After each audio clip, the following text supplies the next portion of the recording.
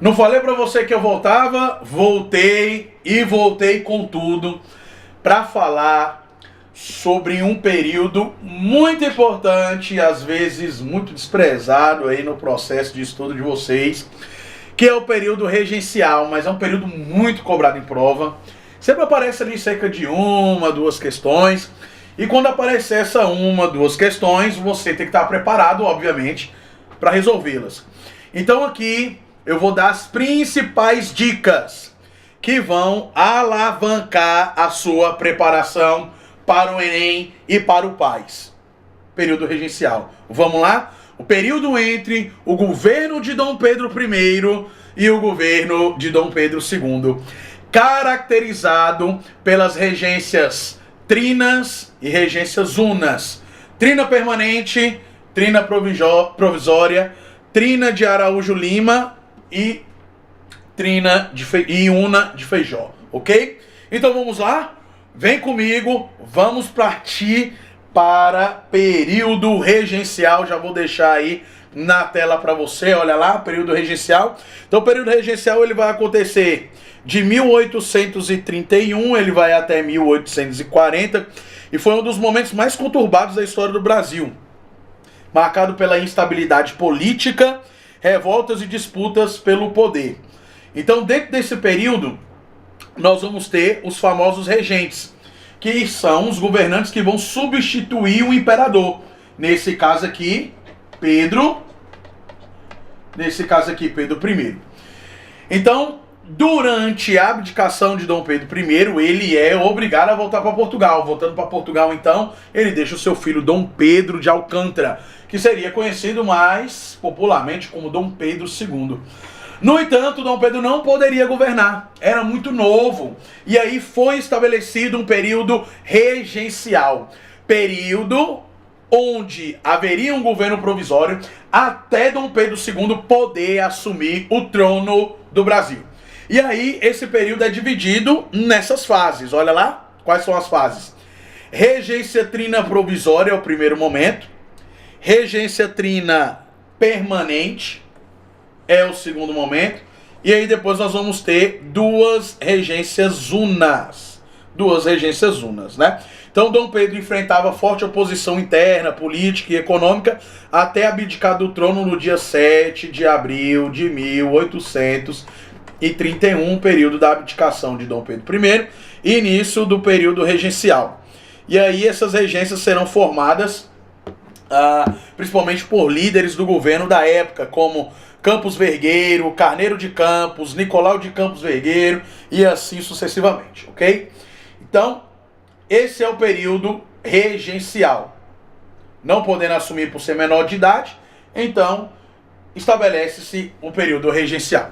Então, em 7 de abril de 1831, Dom Pedro vai abdicar do seu trono em favor de seu filho Pedro de Alcântara, Dom Pedro II, que estava apenas com 5 anos de idade. No entanto, o que estabelecer a Constituição do Brasil? Qual Constituição, professor? A de 1824, obviamente. Que em caso de vacância do trono e na impossibilidade do novo imperador de governar.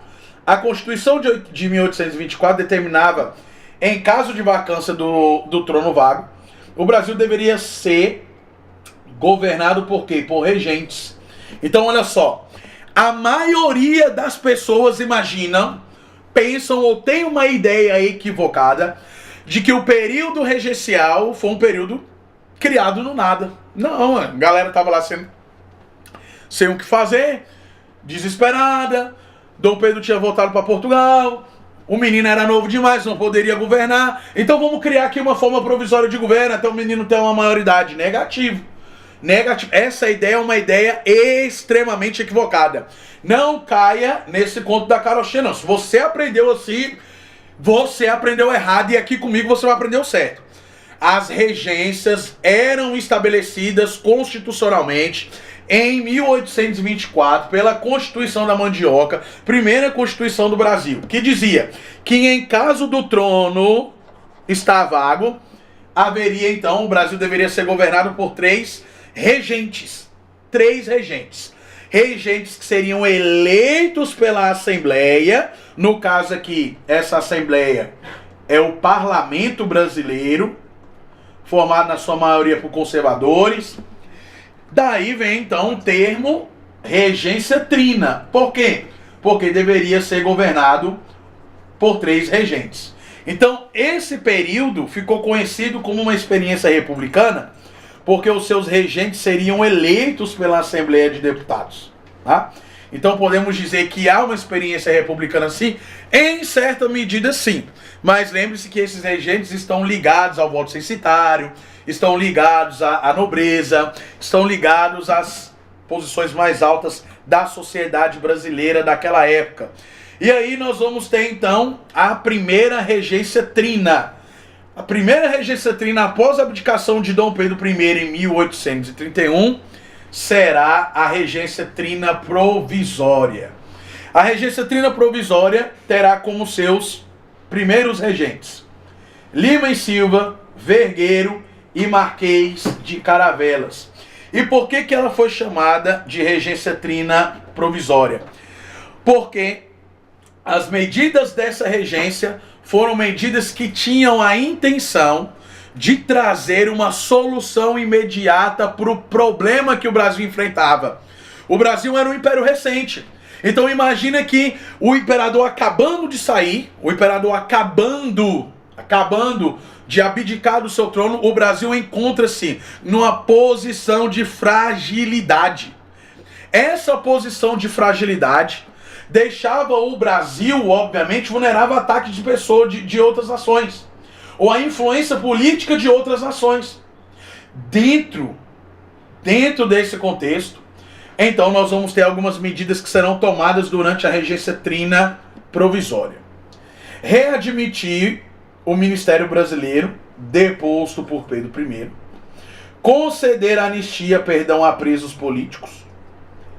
Expulsar os estrangeiros do Exército Brasileiro. Suspender, olha lá, durante esse período o poder moderador. E a regência trina permanente, que vai ser então governada por José da Costa Carvalho, Braulio Muniz e Francisco de Lima e Silva. Aqui nós já vamos ter uma eleição permanente, que tinha um caráter de trazer soluções a médio e a longo prazos para um Brasil que estava em vulnerabilidade política. Então você tem a independência do Brasil em 1822, alguns anos depois, em 1831, o imperador sai do Brasil. O imperador é forçado a sair do Brasil. Diante daquilo que a Constituição já afirmava, obviamente, fez-se necessária a implantação das regências. A primeira, a provisória, para que o caráter das ações fossem realizados de forma imediata, para impedir com que o Brasil sofresse algumas sanções econômicas e até também algumas sanções políticas do ponto de vista da diplomacia internacional, ok?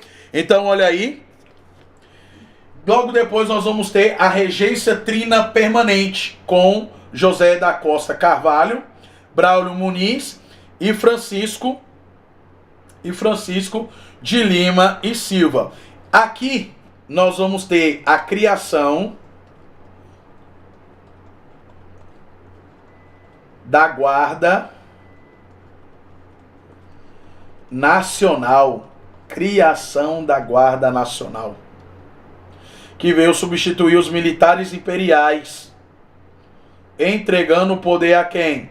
Aos latifundiários. Então, se aparecer lá na sua prova, em qual regência foi criada a Guarda Nacional? Regência trina provisória, regência trina permanente, regência una de Feijó ou regência una de Araújo Lima, você vai marcar regência trina permanente. É criada durante a regência trina permanente a Guarda Municipal, que teve como principal objetivo substituir os militares imperiais diante da crise política e econômica que o Brasil vivia advinda do governo de Dom Pedro I. Readmitir o Ministério Brasileiro deposto por Dom Pedro I. Regência provisória. Anistia, que é o quê? Perdão a presos políticos. Expulsar os estrangeiros do Exército. Aí vem isso aqui, ó. criação da Guarda Nacional pela regência trina permanente, mas se apoiando nessa medida provisória aqui da primeira regência. E suspender durante esse período o poder moderador, já que você não tem rei, já que você não tem governante, já que você não tem imperador, obviamente que não precisa de quê? Não precisa de poder moderador. No entanto, nós vamos avançando. A política vai avançando. A regência trina permanente vai entrando em crise. E aí, nós vamos ter uma nova forma de regência que levará em consideração a centralização do poder político na mão de uma pessoa só. Então vamos lá. Olha esse cara aqui, Diogo Antônio Feijó. Foi nomeado pelo ministro da Justiça para sua regência. Em 1831, criou a Guarda Nacional, composta por ricos proprietários rurais. Qual era o objetivo? Manter a ordem e defender o governo, pois o exército não inspirava confiança aos poderosos. Então a intenção foi criar uma guarda nacional justamente para que ela inspirasse maior confiança àqueles que tinham o quê? Aqueles que tinham grana, dinheiro, money, ó, faz-me rir. Então nós vamos ter o ato adicional de 1834. Isso aqui é importante, viu? Isso aqui é importante. O que é um ato adicional? Tratando-se da Constituição. É uma modificação, ou seja, é uma reforma na Constituição.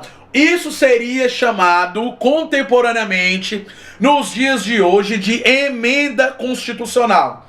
Durante esse período, do Império Brasileiro, era chamada então de reforma ou ato adicional, ok? Em 1834 foi realizada a primeira reforma na Constituição, ou seja, através do que? Do ato adicional, que vai estabelecer algumas questões importantes. A substituição da regência trina pela regência una. Aqui está escrito errado, deixa eu corrigir aqui, ó. Pela regência una. É aqui que nós vamos deixar de ter a regência trina permanente e vamos passar a ter a regência una, com a característica de centralizar melhor o poder político que estava passando por um momento conturbado diante da abdicação de Dom Pedro I, diante da regência trina provisória com seus atos provisórios de curto prazo, diante dos atos de médio e longo prazo da regência provisória. A intenção foi emendar a Constituição de 24, trazer um ato adicional para que houvesse uma maior autonomia e centralização do poder. Com isso, a extinção do Conselho de Estado, criado pela Constituição de 1824, dando o quê? Olha outra característica que eu vou destacar para você aqui que vai estar na sua prova. Dando maior autonomia para as províncias e os estados. A autonomia era o quê? Era a liberdade que cada província tinha para escolher o seu próprio governo, para montar a sua cúpula governante. Essa autonomia era prevista pelo ato adicional de 1824. Então, olha só, presta atenção.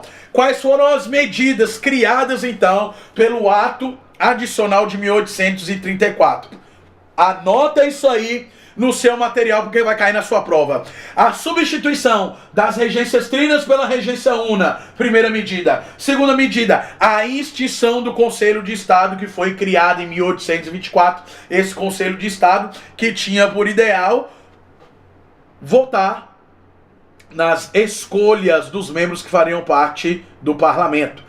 E maior autonomia às províncias, ou seja, maior liberdade política e principalmente econômica e principalmente política para a escolha do quê? Para a escolha dos seus governantes. Então essas são as três medidas.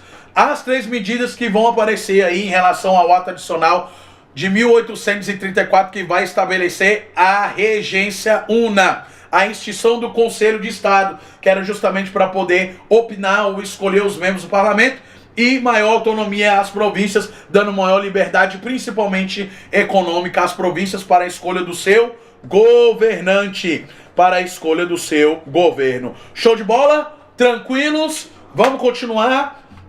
Mete o pé no acelerador, meu bebê. Regente Padre Antônio Feijó, de 1835 a 1837. Era liberal, ou seja, a favor da autonomia das províncias. Lembre-se que os conservadores geralmente eram monarquistas, queriam a manutenção da monarquia, ou pelo menos das características da monarquia.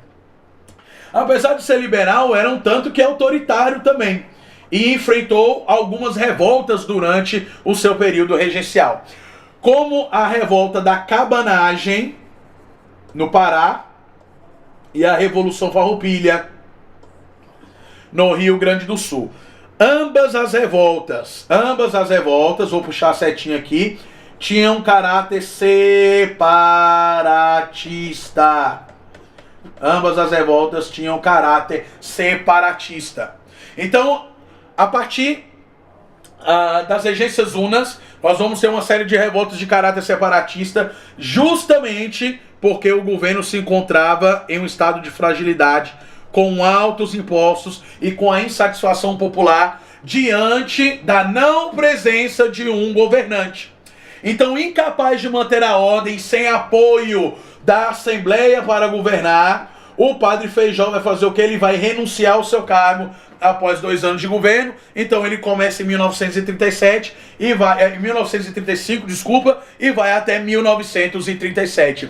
As duas principais revoltas desse período, Cabanagem e Revolução Farroupilha. Cabanagem onde? No Pará, e Revolução Farroupilha no Rio Grande do Sul. Apesar de ser liberal, ou seja, ser a favor da autonomia provincial, ele tinha um caráter autoritário, principalmente no quesito de enfrentar as revoltas populares. Foi perdendo o eixo, foi perdendo a popularidade. Popularidade essa que já era perdida paulatinamente pelas regências, desde a regência trina provisória até a regência trina permanente, justamente pela não presença de quem? Pela não presença de um governante, pela não presença do imperador. Então isso trazia uma série de fragilidades, também de insatisfação popular, crises econômicas, falta de diálogo com os setores mais altos da sociedade, principalmente com os grandes produtores de café, com os conservadores, com a ala liberal inclusive. Então, diante do não apoio da Assembleia para poder governar, ele vai fazer o quê? Ele vai renunciar. Renunciando, nós vamos então para a próxima regência.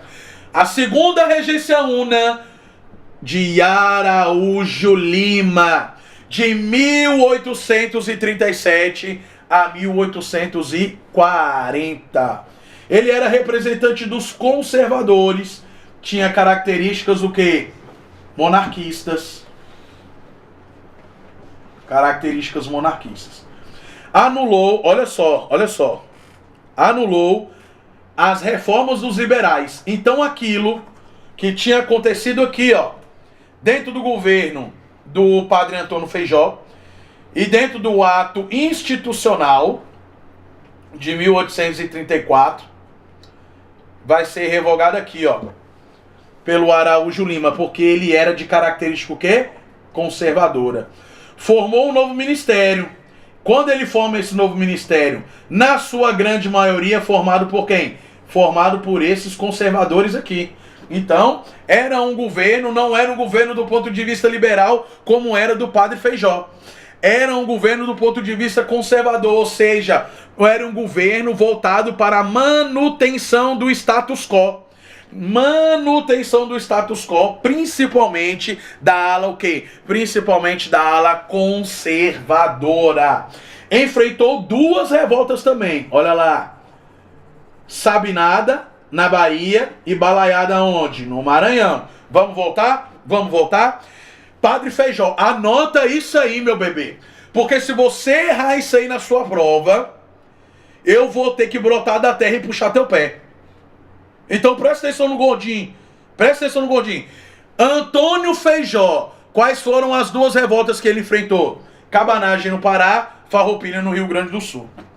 Aí vamos para Araújo Lima. Araújo Lima enfrentou Sabinada na Bahia e Balaiada no Maranhão. Pronto, acabou. Anota isso aí, anota, porque isso vai fazer a diferença. Em 1840, decreta a lei interpretativa do ato adicional, melhor dizendo. Como o nome já é bastante sugestivo, interpretativo, isso quer dizer o quê? Foi uma reforma na Constituição, que nós chamaríamos hoje, como já disse, de emenda constitucional, que vai modificar o quê? Que vai modificar o ato de 1834, principalmente fazendo o quê? Olha aqui, ó, olha aqui, ó, olha aqui, ó. Principalmente retirando objetos constitucionais liberais. Mas por que ele fez isso, professor? Por que ele fez isso? Ele fez isso porque ele é o quê? Ele é conservador. Ok? Então essa lei acabou com a autonomia provincial. A autonomia provincial que foi dada por quem? Olha lá, ó, pelo padre Antônio Feijó, porque ele era liberal. Então ele acaba com essa autonomia provincial, puxa as províncias mais para as questões da centralização política, e aí a liberdade fica o quê? A liberdade fica em xeque. E aí as províncias, né, vão passar a ter nomeações para os seus cargos de governadores e não mais poderão eleger os seus governantes. Então, a principal diferença é essa. Ó, principal diferença é essa. Aqui no ato adicional do padre Feijó, a galera poderia eleger aqueles que fariam parte do governo das províncias, dos governantes. Então os governantes eles poderiam ser eleitos. Com as reformas do ato adicional de 1824, aqui agora não. Voltará a ser o quê? Os governantes voltarão a ser nomeados. Começará a haver novamente nomeações a partir dessa revogação do ato de 1824. Tudo bem, meus queridos? Show de bola? Deu para pegar bem aí? Então olha lá, vamos só voltar, só pra gente relembrar. Então nós vamos ter aqui, ó, vou até apagar aqui, ó, deixa eu apagar aqui. Olha lá. Então os regentes são governantes que vão substituir o imperador. Isso aqui está previsto aonde? Está previsto lá na Constituição de 1824. Se o cargo ficasse vago, deveria haver as regências. Nós vamos ter 4 regências, tá? Aqui tem 3, mas é porque na UNA aqui nós vamos ter 2, né? Nós vamos ter a do Feijó aqui e nós vamos ter do Araújo Lima. Show?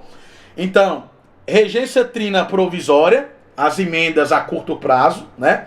Então aqui nós vamos ter emendas e ações a curto prazo, ok? Regência trina permanente de médio e longo prazo. De médio e longo prazo. Show de bola? E as regências unas de Feijó e Araújo Lima. Então eles foram governantes que substituíram Dom Pedro I, e obviamente Dom Pedro II, que era o herdeiro do trono, por ser menor de idade, tá? E aí então o período regencial vai dar encerramento, de fato, ao primeiro reinado. Então, regência trina provisória, regência trina permanente e as regências unas. Principal diferença entre a regência do padre Feijó e a regência de Araújo Lima, né? Aqui, o Feijó, ele era liberal, a favor da autonomia das províncias, e a regência una de Araújo Lima era conservadora, a favor da manutenção das questões voltadas para a manutenção da monarquia. E aí nós vamos ter as revoltas regenciais, né? Então olha só, a cabanagem aconteceu de 1835 a 1840. Seu nome deriva das cabanas construídas às margens dos rios, onde vivia a maior parte da população. Portanto, as causas foram a revolta dos liberais contra o presidente nomeado pelo governo regencial e a situação de miséria dos cabanos. Então, o que gerou a cabanagem? pobreza, aumento de impostos. Então a revolta vai resultar no domínio sobre Belém durante um ano. E lutas no interior do Pará. Além disso, acarretou morte, olha só, de 40% da população da província. Então a província foi tomada durante o quê? Durante o governo desse cara aí, ó. Durante o governo desse cara aí, que foi o governo de Feijó. Então olha lá, na tela pra você. Sabe nada? Seu nome se originou do líder do movimento, o médico Francisco Sabino, líder da Sabinada de 37 a 38, durou um ano. A causa principal foi a insatisfação com as autoridades impostas pelos regentes na província. Então a revolta resultou na organização da República. Olha o ideal republicano aqui, ó. Olha o ideal republicano aqui da República Baiense. Então aconteceu aonde? Durante o governo de Araújo Lima. Balaiada. Seu nome deriva do fato do fato que parte das causas principais foram a insatisfação com o presidente nomeado na província pelos regentes em precárias condições de vida. Então nós vamos ter mais ou menos aqui o quê? Também, mais ou menos não, com toda certeza, cobrança de altos impostos, né? E a Guerra dos Farrapos, muito famosa por acontecer no Rio Grande do Sul. E essa aqui foi a maior, hein? Ela foi de 35 a 45. Então o seu nome se originou dos precários trajes dos revoltosos, que era chamado de quê, né? Os trajes de farrapos. Daí então deriva o termo, a alcunha, Revolução Farroupilha, né? Seu principal líder, Bento Gonçalves e Giuseppe Garibaldi. Então as causas principais foram lá, altos impostos sobre produtos gaúchos e exigência por mudanças políticas. Como todas as revoltas dentro do Brasil colônia do período regencial, nós vamos ter aqui o quê? O problema com os impostos. Tem imposto alto, vai ter revolta com toda certeza. Então a gente volta lá. Cabanagem, Farroupilha em Feijó, Sabinada e Balaiada em Araújo Lima, ok? E aí nós vamos consolidar os nossos conhecimentos com o quê? Com o quê? Com o quê? Com o quê? Com o quê? Com questões. Dá uma respirada aí. Vai tomar uma aguinha. Tomou? Rápido, né? É isso mesmo, rápido. É ligeiro. Vamos lá, 5 questõezinhas rapidinho aqui. Coisa ligeira pra gente poder só fazer com que os nossos conhecimentos se solidifiquem aqui. O período regencial de 1831 a 1840 foi marcado por uma série de revoltas e instabilidades. Um dos principais motivos dessa instabilidade foi, acabei de falar para você. Então vamos lá. A consolidação do poder imperial e o fortalecimento das instituições centralizadas. Certo ou errado, meu povo? Errou, bebê, errou. Olha aqui, ó. Consolidação do poder imperial. Como é que você tem consolidação do poder imperial no período de regência? Letra errado. B. Olha lá, B. A ausência de um imperador maior de idade. Lindo, lindo. O que gerou disputas entre grupos políticos, liberais e conservadores, com projetos distintos para o país. Pode marcar aí letra B, sem medo de ser feliz. C. A completa unificação do Brasil. Eu nem vou continuar lendo aqui, que senão nós vamos perder tempo. Completa unificação do Brasil. O Brasil passava por um processo de ruptura política, de insatisfação popular e de enfraquecimento das suas relações diplomáticas. D. A imposição do parlamentarismo como sistema político. Aí não, né, meu bebê? Aí tá errado. E a estabilidade econômica. Estabilidade econômica deixa a letra E errada. E o crescimento das exportações que geraram disputas comerciais. Então, questão de número 1, pode marcar aí no seu material o quê? Letra B. Partiu questão de número 2. Durante o período regencial surgiram diferentes grupos políticos sobre os regressistas ou conservadores. É correto afirmar. Defendia o aumento da autonomia provincial e a descentralização do poder? Não, velho. Se vai se descentralizar o poder, eles vão perder a autonomia. Então, letra B, letra A, errada. Letra B. Lutavam pela... Ah, não. Olha isso aqui, ó. Lutavam pela implantação de uma república. Conservador? Nunca. Eram favoráveis à centralização. Olha que coisa linda. Eram favoráveis à centralização do poder e a manutenção da ordem da unidade nacional. Manutenção de quê, prof? Manutenção das características da monarquia. Então pode marcar aí no seu material letra C. Letra D, defendiam o fim da escravidão. Aí não, meu bebê. Aí não, aí tá erradíssimo. Fim da escravidão, deixa a D errada. E apoiaram a manutenção das regências como modelo definitivo não de governo, não. Por quê? Por que definitivo não?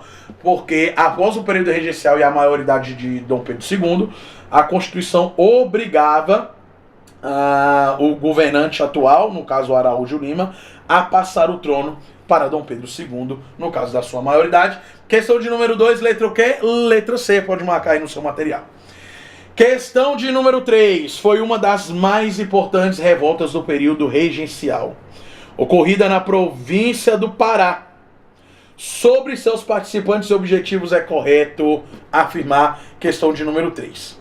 Foi uma revolta exclusivamente da elite local contra o aumento de impostos? Se eu estou falando de uma revolta que aconteceu no Pará, essa revolta é a cabanagem.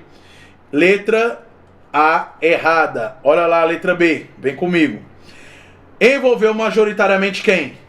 Indígenas, negros, mestiços, que reivindicavam melhores condições de vida e maior participação política. Pode marcar aí letra B, é o gabarito da questão de número 3. Teve como principal objetivo defender a volta de Dom Pedro I ao governo. Aí não, né, meu bebê?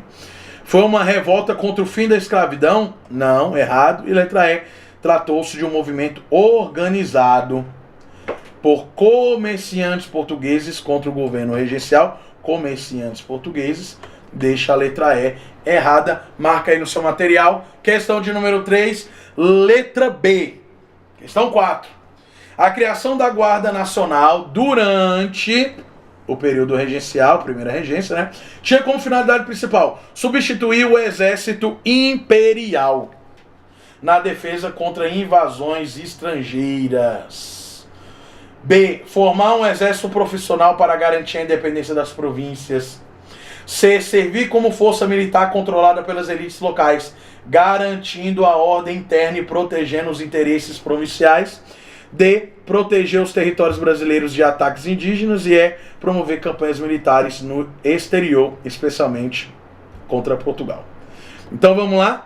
Letra A, certo ou errada? Letra A está errada. Por quê? Substituir o exército imperial na defesa contra invasões estrangeiras. Esse sim era um dos objetivos. Mas por que a letra A está errada? Porque ela está incompleta. Porque ela deveria trazer que a Guarda Nacional era controlada pelas elites e tinha o interesse de defender, obviamente, os interesses das províncias, né? Então pode marcar aí, ó, letra C, servir com força militar controlada pelas elites locais, garantindo a ordem interna e protegendo o quê? Os interesses provinciais. Só faltou completar a letra A para que ela estivesse o quê? Para que ela estivesse certinha. A letra B, formar um exército profissional para garantir a independência das províncias. Garantir a independência das províncias, deixa a letra B errada. Letra D, proteger os territórios brasileiros de ataques indígenas, errado. E promover campanhas militares no exterior, né? Não dá nem conta de promover campanha militar dentro do Brasil, não tinha dinheiro, estava devendo a Inglaterra por causa da independência, quebrado, primeira dívida externa do país, ia promover campanha militar fora do país, pelo amor de Deus, né, meu bebê? Aí não. Última questão desse bloco. O período regencial terminou com o golpe da maioridade de 1840, que antecipou a coroação de Pedro II. Esse episódio ocorreu principalmente devido, letra A, ao desejo das elites em manter as regências. Se era para manter as regências, não precisava antecipar a coroação de Dom Pedro II, letra errado, já que estavam satisfeitas com a descentralização política, errado. B, a pressão popular para a implantação da república. Aí não, né, meu bebê? Errado. A letra C, a tentativa de evitar que o Brasil se tornasse uma colônia britânica deixa ser errada. E D, ao aumento das elites de que as constantes revoltas populares desestabilizassem ainda mais o país, levando-as a defender a antecipação de Dom Pedro II para restaurar a ordem. Pode marcar aí letra D, sem medo de ser feliz. Essa desestabilização aqui aconteceu, obviamente, desde o período da abdicação de Dom Pedro I, e o Brasil foi se arrastando politicamente, diplomaticamente, durante os períodos das regências, principalmente diante dos interesses conflituosos entre conservadores e liberais, e aí a antecipação da maioridade de Dom Pedro I aconteceu para que a ordem fosse o quê? Restaurada. Então pode marcar aí questão de número 5, letra D, sem medo de ser feliz. E a exigência de Portugal para retomar o controle do Brasil, letra E, errado, o Brasil já era independente. Com isso, meu chuchu, acabou o período regencial. E eu me despeço de vocês aqui, vem com o gordinho, porque nós vamos continuar. Vamos continuar. E vamos entrar no governo do Barbudo. O Barbudo que perdeu o trono depois da Guerra do Paraguai pro seu melhor amigo, Marechal Deodoro da Fonseca. E eu vou deixar para contar essa fofoca para você na próxima aula. Forte abraço, bons estudos para você aqui no Construindo Vencedores, ao local da sua aprovação.